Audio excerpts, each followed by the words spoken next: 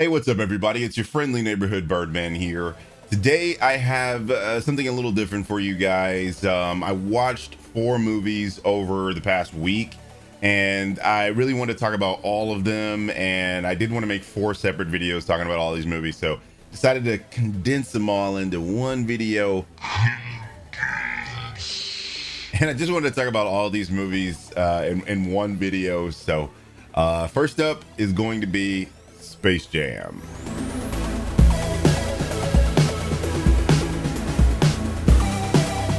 All right, so Space Jam is a movie that you guys probably already know the synopsis of, but I'll give you one anyway. LeBron James, the basketball player LeBron James, who's playing a fictionalized version of himself somewhat, I guess. I'm not really sure. It's LeBron James, but it's not really, because he's not really with his real family. But whatever, LeBron James has a son, and his son is not really a basketball player. He's more of a video game designer. He designs video games as a child, which is amazing. So anyway, not Bryce Maximus James is a video game developer, and his father's not really paying attention to him. He's a little bit inattentive. LeBron James wants his son to be a basketball player. Obviously, if all you know is basketball, you probably want your kids to play basketball or, be in sports of some sort. But whatever, LeBron James is not really paying attention to his son. He doesn't realize that his son does not necessarily want to be a basketball player. He wants to be a video game developer. And he's been creating this video game, okay? And this video game, for some reason, reminds me of NBA Jam in a way. Like, it's almost a carbon copy of NBA Jam. LeBron gets called in for like an advertisement meeting or of some sort, and he doesn't really like the proposal. And the proposal was created by an algorithm named Algorithm, played by Don Cheadle, who we'll get to in a minute. But he doesn't really like the proposal, and he kind of pisses off the algorithm. So the algorithm wants to get revenge on LeBron James by challenging him to a basketball game. Needless to say, this plot is dumber than the original Space Jam, which was also dumb, but it was a lot better than this. The first thing that I want to talk about is LeBron James himself. And he can't act. He's awful at acting, okay? What was that? An open shot. And if you're gonna be out here, it's about giving everything that you got. What's your fundamentals? We having fun. Everything in between these 4 lines is work. I need you focusing more instead of playing with these toys. Darius, chill out. You know I got full court vision. Anybody knows anything about me, they know that I am a huge LeBron James fan. See? And as much as I love LeBron, he's not an actor, okay? Listen, guys, I'm a ball player. And athletes acting, that never goes well. And I saw him in that one movie, Trainwreck, and I thought that movie was fine, and I thought LeBron was fine in it. But when he has to carry a movie, it's bad, okay? It's bad. The guy's like, he has no real emotion. He can't really convey emotion as an actor. And I think it's a lot to ask from somebody who's never acted before. He's a basketball player, like, we get that. But like at the same time, it's noticeable, and it's there, and it's in the very beginning of the movie, it hits you, especially as a person. If you review movies, or if you like watching a lot of movies, it's gonna be noticeable. You're gonna notice it like that. LeBron can't act, and as much as I love the guy, and as much as he can do a lot of things. Acting is not one of them. And the whole reason that I'm bringing this up, because you might think, oh yeah, he's a basketball player, he can't act, like what a big whoop, it's not a big deal. But the reason I bring it up is because the story requires him to emote towards his son. The story is about a father and a son connecting, and you don't feel that connection because that's not LeBron James's real son. So I guess he can't really convey that emotion to a stranger, and it's just there. It's gonna take me at least a week to rebuild this. Listen, son, setbacks happen. Adversity is a part of the process, man. But if you're passionate about something, you got to learn how to push through it. You got me? Another thing I want to talk about is the fact that I don't really like Bugs Bunny's voice actor. It sounds like Bugs is old and weathered and he's losing his voice. Like, it doesn't really sound like Bugs Bunny, you know? And that could be that I haven't watched any Looney Tunes stuff since I was younger. And, you know, I have a very specific Bugs Bunny voice actor in mind, you know, like a specific sound. But this particular one is just, to me, it's not really great. It's not great. Another negative thing, and let me take these off. Another negative thing that I thought about this movie was that the basketball stuff was really, really dumb. Like, the game itself is not really basketball. So my problem with that is, why did they need LeBron James? It feels like, oh, LeBron James is in the GOAT conversation, so let's have him be in a movie that the original GOAT was a part of. So it just feels really superfluous and unnecessary. I think LeBron scores like 2, maybe 3 times in the entire movie. What was the point? Like, look, I get it. I'm a LeBron James fan, right? I know that LeBron's game is to pass the ball first. He wants to get others involved. And I guess if you look at it that way, it makes sense. But he's LeBron James and these are the Looney Tunes. Why are the Looney Tunes outscoring LeBron James? And I haven't watched the first Space Jam in a while, so I don't remember if the Looney Tunes outscored Michael. But I don't think that they did. Now, you know, somebody's going to be in the comment section and probably correct me on that. But LeBron just seems unnecessary in this movie. He doesn't seem like he should be in the movie. You know, the first one was the Monstars. They stole the talents of other basketball players, and you got the greatest basketball player in the world to come save the world by beating guys that he normally beats in regular games. And it was the Looney Tunes recruiting Jordan. But in this one, LeBron James recruits the Looney Tunes. I just, it's backwards is what I'm saying. And it just, the movie doesn't make sense. Okay, it doesn't make sense. All of that being said, this movie is entertaining. Okay, it has moments where you are laughing at it. It has moments you are laughing with it, and it has moments where personally I cheered. There are 2 specific examples of what I'm talking about. Okay, the first one was they go to the DC world, like, you know, the DC cartoon world, and they actually have the animation from the DC cartoons, like the Justice League cartoons. Like, it's the actual animation for that. And obviously they're all owned by WB, so that makes sense. But it's just like, wow, that was great. I think I remember getting up and going, holy shit, that's the actual Justice League. Like, that's awesome. I love it. And the second thing is a small thing, but it's just kind of a personal thing for me. I have this thing where I say, son of a glitch. People who watch my streams will know that I say son of a glitch all the time. It's just something I've always said instead of cursing. And this movie said it. And I remember just fuck. I don't know. It's just a small thing and nobody else is going to care about that. That was something I really, really liked. And just the Looney Tunes stuff itself is really, really entertaining, actually. You know, this movie's not great, but the Looney Tunes stuff is actually pretty funny. And I feel like people who are fans of the Looney Tunes will like their little antics that they pull off. I think Porky Pig has a friggin' rap battle, and it's weird, but it's funny and it's entertaining. So I have to give the movie credit for that. It's not like I was sitting through the movie going, this movie is trash. You know, when I first turned it on, I was laughing at it, especially the fact that LeBron James can't act, and there's a lot of cringy ass lines.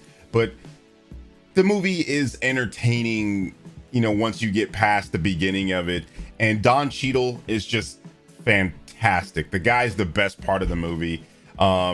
You know, when you got an actor who's just out there hamming it up and just having fun, and it's just great. Like, I really enjoy that. You know, I like when the actors are having fun and you can tell that they're having fun. And speaking of having fun, Don Cheadle makes a ton of jokes at the expense of LeBron James. And I'm talking like the real LeBron James, where like he leaves the team or he isn't the GOAT, like things like that. And I like that. Like, I feel like those were thrown in by LeBron himself, where LeBron is poking fun at himself. He's poking fun at the critics of LeBron James. And I really like stuff like that because it humanizes LeBron, especially because all these people that have a problem with LeBron James for no reason at all other than he's better than their favorite basketball player. But I digress. This movie's kind of like a mixed bag where I enjoyed it, but I didn't enjoy it. It's not a good movie at all, okay? But it has spots where it's enjoyable. And it's a hard movie to rate and to talk about because like there's shit like Arnold Schwarzenegger's Mr. Freeze in this movie. Jim Carrey's The Mask is in this movie. It's just like a shit ton of cameos, and all of that is enjoyable. It's not like just thrown in there and you're like, ugh, what was that? It was like actually funny when you see it. So I don't know, man. This movie is really, really weird. The basketball is not really a game of basketball. It's a game of cheat. Overall, though, this movie is kind of unnecessary. It feels like there was no heart really put into this movie. Like there wasn't an actual filmmaker behind this movie. It felt like this was a big studio movie made by the studio simply to make as much money as possible. And it seems like they accomplished that goal, but like at the end of the day, nobody's going to remember this movie. It's extremely forgettable. The first Space Jam is like a classic, even though that movie's not a good movie either, but it's just considered a classic. This movie's not going to be looked at in that way. So unfortunately, I have to give this movie a C-. Okay, so the next movie we're going to talk about is Old. Now, Old is a movie about a family of four. They go to an island, and I can't really remember the name of, or did they even tell the name? I can't remember, but strange things start to happen. Like the children start to age really, really rapidly, and there's like a dead body on the beach, and this dead body starts to decompose way too quickly. So obviously something is going on with time, and it's an M. Night Shyamalan film, so that there's like some sort of twist, some sort of thriller, some sort of mystery going on here. First thing I want to say about this movie is that the trailers give way too much away. Basically, the synopsis that I just gave you, that shouldn't be a synopsis for this film. You should be able to go into this film and not know anything about it. I feel like that's the play, and they fumbled it because they basically told you the premise of the film in the trailer. And I really dislike when movies do that, especially for an M. Night Shyamalan film where you want the mystery to be unraveled through watching the film.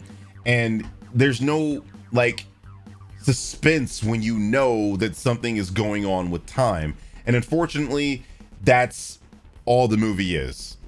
Of course, there's a big twist towards the end that really felt unnecessary to me. Like I didn't really care for the reveal at the end. Like, don't get me wrong, I liked the mystery itself, but the twist at the end felt ham-handed. It felt too in your face. Like it was way too much. But I'm getting ahead of myself. From the beginning, I thought the dialogue in this movie was really, really stilted. Like in the first 5 minutes of the film, there are like 4 direct references towards the film's premise. Like, oh, I can't wait to hear you sing when you get older, or I can't wait to see what you look like when you get older, or you're too young right now, maybe in the future. Like it's really on the fucking nose, and it's like, why, M. Night? Why would you do that? But it's an M. Night Shyamalan film. Almost all of his films are this way, where characters just say things that are the film's premise, and it's really on the nose and it's really annoying. And like even worse, every main character in the film says who they are and what they do. Like, hey, I'm the Birdman, I'm a YouTuber. Like saying that to a stranger, like a random person. Who gives a fuck? One chick toward the beginning is like, hey, I'm Susan and I'm a psychiatrist, to strangers. Okay, her name wasn't really Susan, but like I don't really remember anyone's names because like nobody's that memorable in this movie. But yeah, it's like there were 3 people laying on the beach and one was like, Hi, I'm a psychiatrist. Hi, I'm a dancer. Hi, I'm like, it's really weird for characters to say who they are and tell the audience what they do. And there's a boy in the movie that's going around asking these people these questions, which is, I guess it serves to let the audience know who these characters are and what they do and what they're capable of. But at the end of the day, it's really stilted. It's unnatural. It's not something that would happen in real life. And I know Birdman is the movie, it's not real life. Okay, I'm not saying it's supposed to be like real life, but like the conversations should be natural, you know what I'm saying? And they're really not. But beyond that, the meat and potatoes of the movie is just, it's really good. Like, this movie hooks you and it just drags you into it and pulls you into it, and you really are at the edge of your seat and you want to know what's gonna happen next, because this movie is extremely tense. And you know, it's an M. Night Shyamalan movie. You know there's something going on. You don't know what it is, and you're trying to figure it out while crazy shit is happening. So like, I gotta give the movie props for that, because that is, for me, is really entertaining. And like, a lot of crazy shit does happen, okay? There is some level 5 shit that happens here, okay? And we're talking about on a scale of 1 to 3. It's a level 5. There are some kids and some things happen with the kids, and you're just gonna be like, wow, the movie went there. And again, the trailer gives a lot of this away, and you probably know what I'm talking about if you remember this trailer at all. And speaking of the kids, okay, so look, this is not a spoiler, okay? Because you guys already know the premise of the film. But the kids are aging very rapidly, right? But they do adult things and have adult conversations with the minds of a 6 and 11-year-old. And I can't believe that.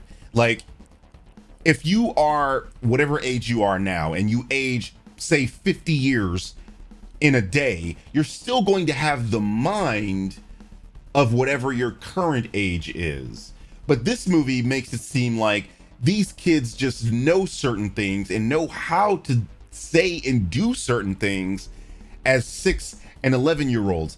And that just kind of pulled me out a bit, like, because I couldn't believe that. And I don't think people who watch this movie will believe that. And yes, it ties into what I was just talking about earlier with the crazy shit that happens with children, okay? These are children in the bodies of adults, and you might see where I'm going with this. And I have to talk about the ending, and I'm not gonna spoil anything, but the ending is not good, guys. It's just, you're gonna see it and be like, why?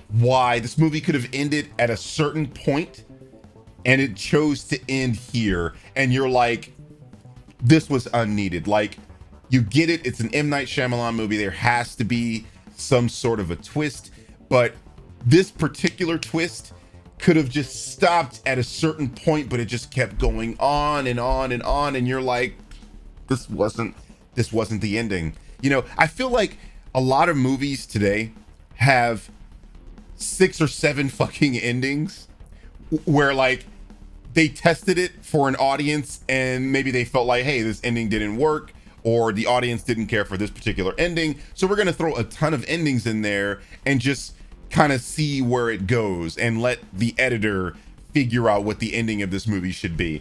But this just felt really stupid, and I personally believe it brings the movie down a lot, even though the intrigue and the middle of the film is so good. But it's just the stilted dialogue and the super expository ending, just, it brings the movie down to a C+ for me. All right, now the third movie we're going to talk about is Escape Room Tournament of Champions, or Escape Room 2 as I've been calling it for forever. Escape Room Tournament of Champions is the sequel to the first Escape Room, and it picks up directly where that movie left off. Now, if you're unfamiliar with the first Escape Room, basically it was a movie about a group of people being thrust into these rooms where they have to figure out puzzles, and if they don't figure out the puzzles in time, they end up dead. So the second one is obviously more of that. But as I said, it picks up directly where the first movie left off. And the survivor, Zoe, she's trying to bring down this conglomerate, this group of people that has been, orchestrating this whole thing, the games, I guess. So Zoe, the protagonist from the first film, saved Ben in the previous film, and they both head to New York to gather evidence to expose the group that has been setting them all up in these escape rooms. And lo and behold, they get themselves caught up by the group again, and they have to escape another series of escape rooms, and now we got a movie.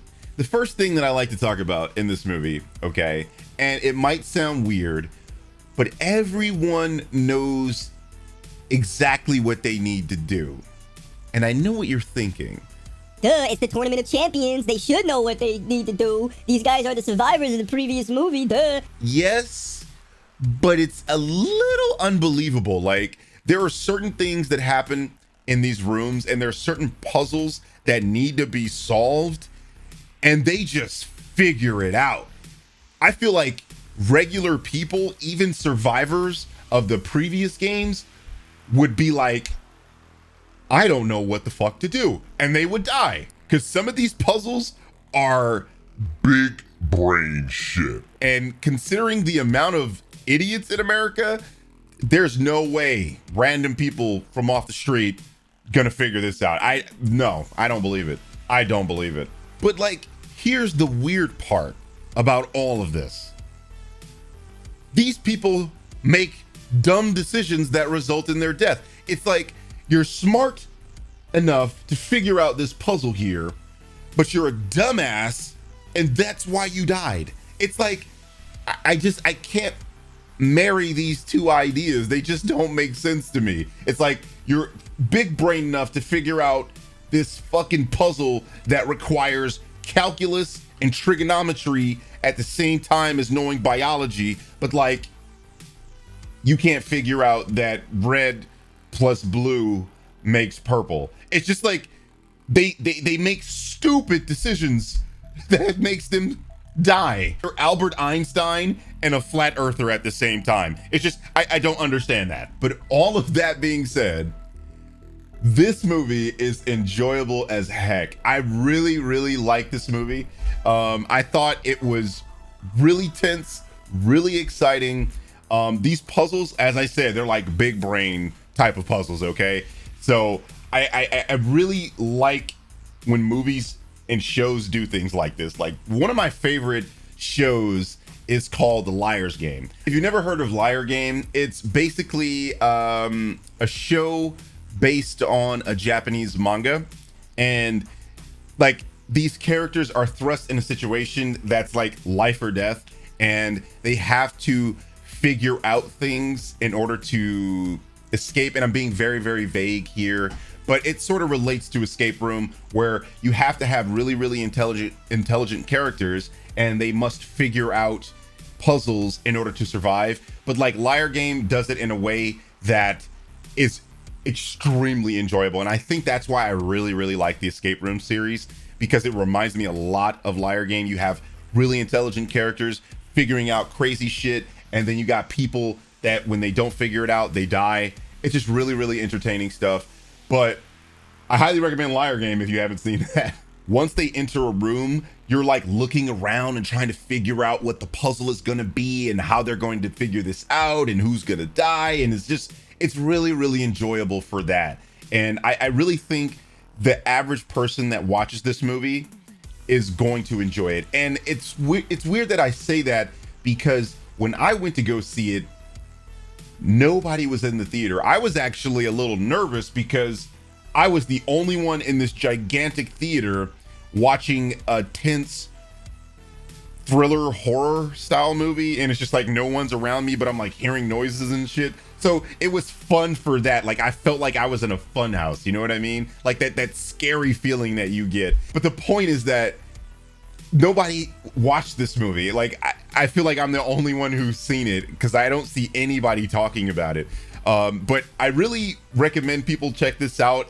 probably, go watch it on a matinee for like $7 or something like that, because that's what the fuck I paid to go watch it. But if not, you want to wait till it comes out on Netflix or something, I do think this movie is definitely worth checking out on Netflix, because it's super duper entertaining. It's tense. It's not like, The Matrix or anything like that. It's not a great movie, but it's really, really enjoyable, and I think they accomplished what they set out.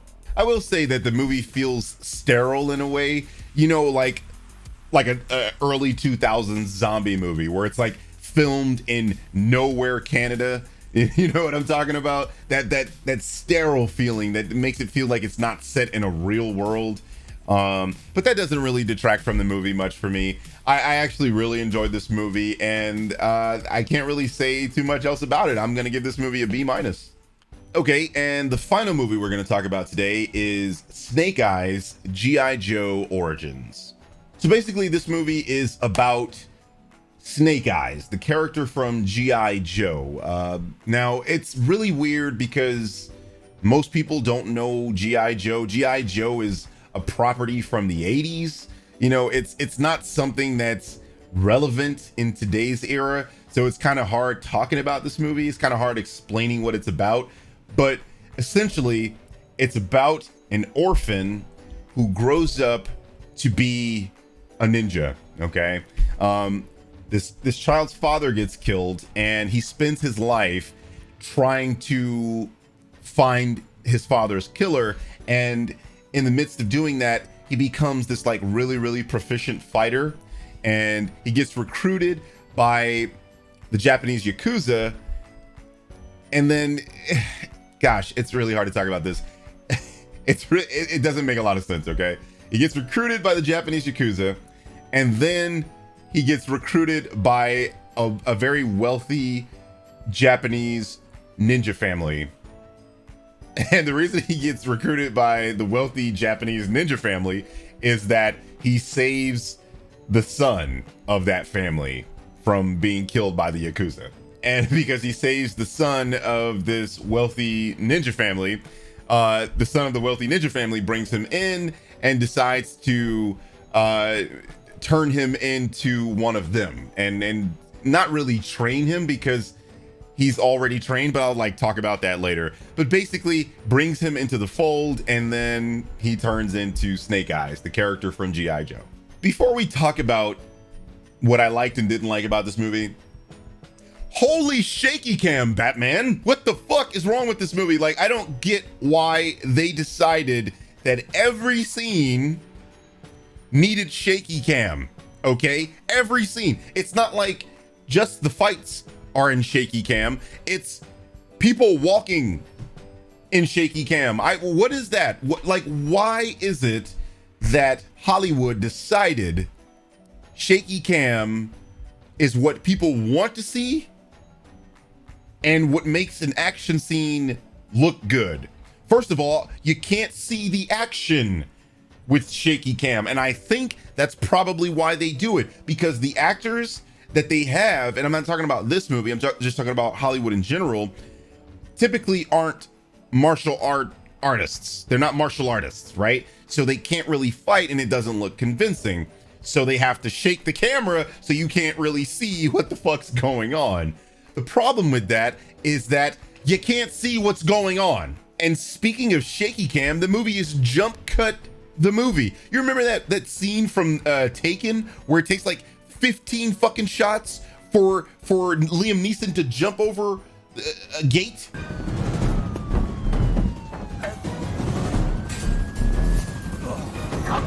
Yeah, this movie has cuts just like that. It's ridiculous.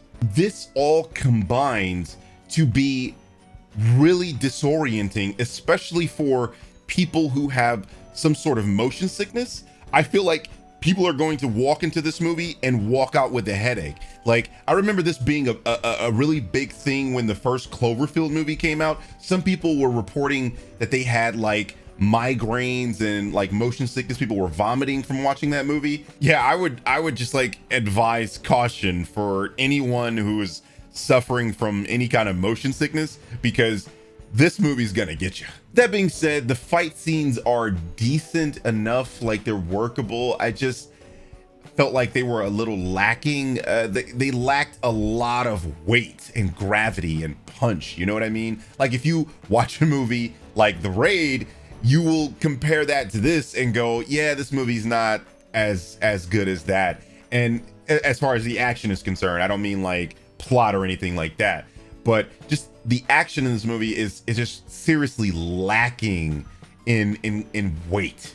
And it's really weird because one of the actors from The Raid is in this movie. The main protagonist from The Raid is in this movie. And it's weird, like with Mortal Kombat, they had an actor from The Raid and the action wasn't that good.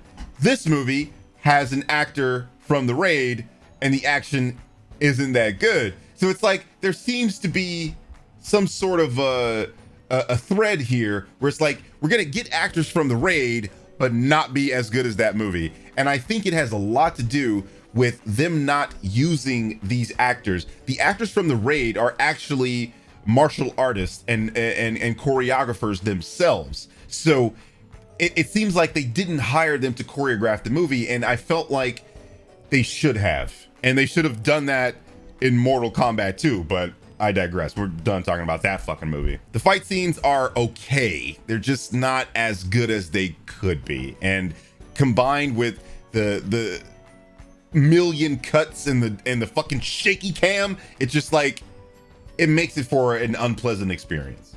Another issue I had with this film was the characterization of Snake Eyes himself. Okay, we know who Snake Eyes is. If you watch the previous G.I. Joe movies, you know that Snake Eyes is the silent but strong type. You know, he's Black Noir before Black Noir, right? He's a ninja clad in all black. You know, he doesn't talk, but he will kick your ass with a knife or a sword or a gun. Like, it doesn't matter. He's like really good with all weapons, but he doesn't speak. In this movie, Snake Eyes won't shut the fuck up. He's just a motor mouth. He's like Sonic in the Sonic movie. He's always talking. He always has a quip. He's a slick jackass, and he's an asshole. And I didn't like that about him. Like I really like Henry, the actor who plays Snake Eyes. I thought he was great in Crazy Rich Asians, but God, in this movie, he's not as cool as he thinks he is. He's not as cool as the movie thinks he is. It really comes across as try hard, and you really feel like, bro, shut up. Just like stop speaking, or at least if the movie would explain to us why he stops being this hothead and just shuts up and stops talking. But they never do that. Like, the movie ends without explaining why Snake Eyes doesn't speak anymore. Like, they never touch on that. It's not a thing in this movie. Speaking of things that weren't explained in the movie, we don't know why Snake Eyes is so good at fighting, okay? We understand that he's on a revenge tour and he's trying to avenge his father, who was killed when he was a child. The movie cuts directly from that to him in a street fight with some big dude, and he's just really good at fighting all of a sudden. Like, there's no training montage. The movie doesn't even say that, hey, you know, I trained or I'm really good at fighting because XYZ. Like, nothing's explained. It just goes from angry child, superhuman fighting guy. And not just him. Why is everybody so good at fighting? Like, everyone is good at fighting in this movie, okay? Earlier, I said that Snake Eyes saved the son of the, you know, wealthy ninja Japanese family, okay? And that's a weird scene because when he saves him by not killing him with a gun, and then they both get up and fight off 50 Yakuza. That sounds like your average American Hollywood movie, right? Except these guys are superhuman. It's just not explained. Like, nothing is shown that we can understand why these two guys are so good at whooping ass, and they are beating everybody by themselves. And it just doesn't make sense, because if you think about it, why did he get captured in the first place? How? If he's this good at beating off 20 fucking guys, how did they capture him in the first place? And it's not explained why he was even there. Okay, this head of, or the son of the wealthy Japanese ninja family is just working with these guys, and they betray him for reasons. I can't understand anything in this movie at the beginning. This is all the beginning of the movie, by the way, that I'm telling you about, and none of it is explained. This movie is just like, you're sitting there like,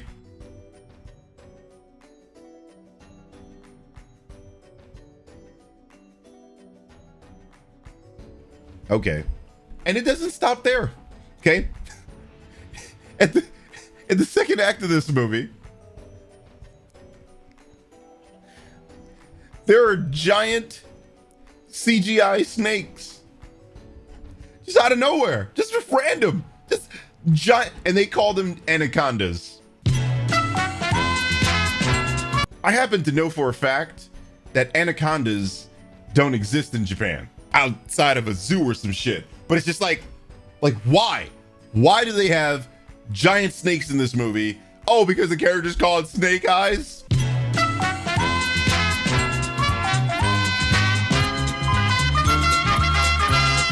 I don't know, man. This movie's all over the place. I liked the acting in this movie. I thought the actors were totally fine. I really enjoyed, actually, the guy who played the son of the wealthy ninja Japanese family. And I keep saying it that way because I'm trying not to spoil who he actually is. But if you're a fan of G.I. Joe, you probably already know who he is. I really liked him, and I thought he was really good in his role. Again, I like Henry. It's just, I didn't like his character much. I don't like Snake Eyes in this movie, and I felt like it's not really Snake Eyes. Like, this movie feels like it's not, or it wasn't supposed to be a G.I. Joe movie, but they tacked it on because they didn't think it would sell.